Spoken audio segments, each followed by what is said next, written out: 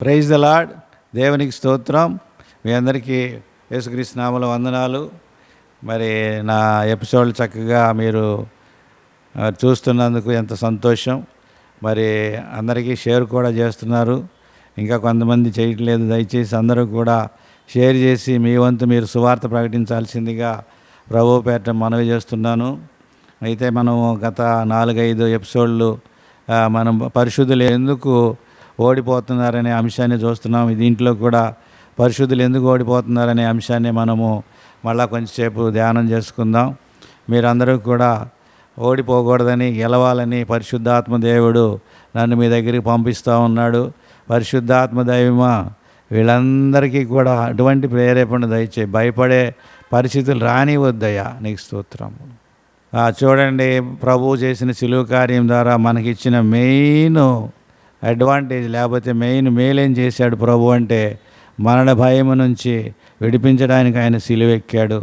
Hebrew పత్రిక 4వ అధ్యాయము 2వ అధ్యాయం 14వ వచనం ప్రకారం చూడండి, కాబట్టి ఆ పిల్లలు రక్తమాంసం గలవారైందున ఆ ప్రకారమే మరణం యొక్క బలము గలవాని, అనగా అపవాదిని మరణము ద్వారా నశింపజేయడానికి, జీవితకాలమంతా మరణ భయం చేత దాస్యానికి లోనైన వారిని విడిపించడానికి క్రీస్తు కూడా రక్తమాంసముల్లో పాలివాడాయను. ఇంత శ్రమపడిన యేసు ప్రభువు అయ్యా, మనందరం కూడా మరి ఊరికే భయపడిపోయి ఊరికే మరి దేవుణ్ణి అవమానపరుస్తూ ఉన్నాం.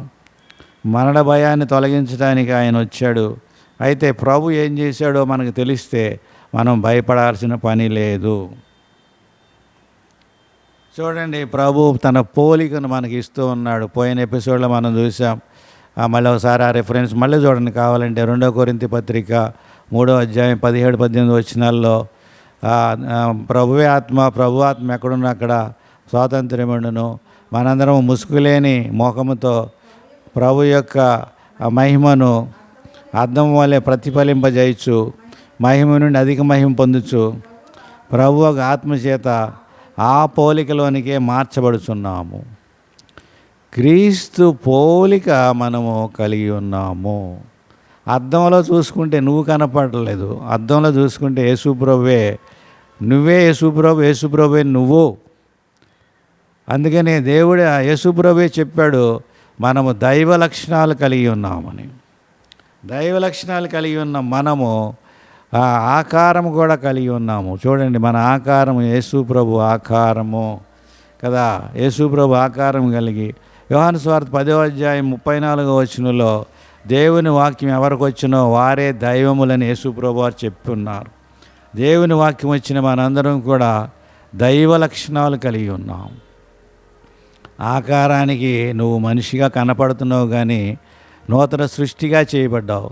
2 కొరింథీ పత్రిక 5వ అధ్యాయం 17వ వచనంలో ఎవడైనానో క్రీస్తునందుని యెడల వాడు నూతన సృష్టి, పాతవి గతించెను, సమస్తము కొత్తవి. ఆయన అంటే ఏంటో మీకు తెలుసా?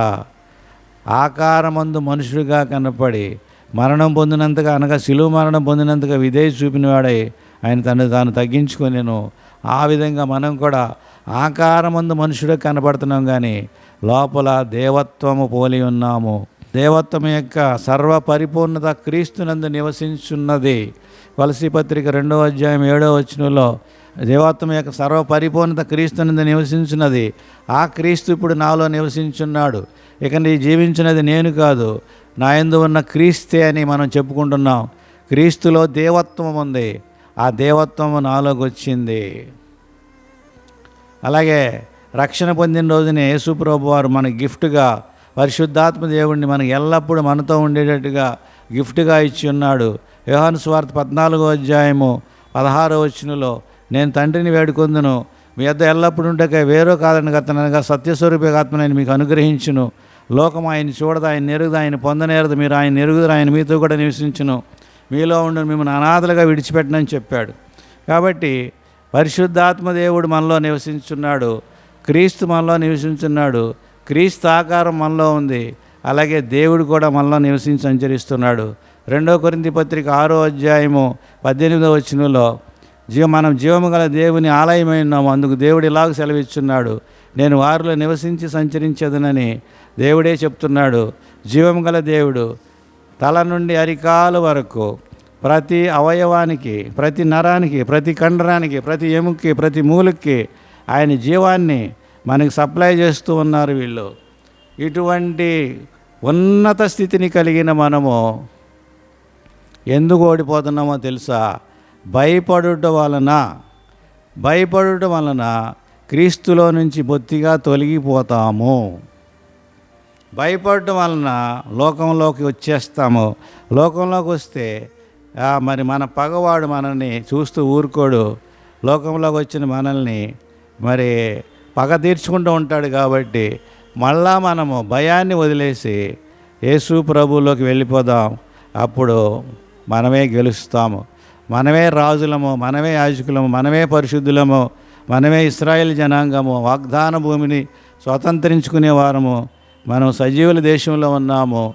కాబట్టి దయించి మిమ్మల్ని అందరినీ నేను కోరుకునేది ఏంటంటే, భయపడొద్దు. దానికి ఏం చేయాలంటే మీ డైలీ పోర్షన్ వాక్యాన్ని బాగా చదవాలి.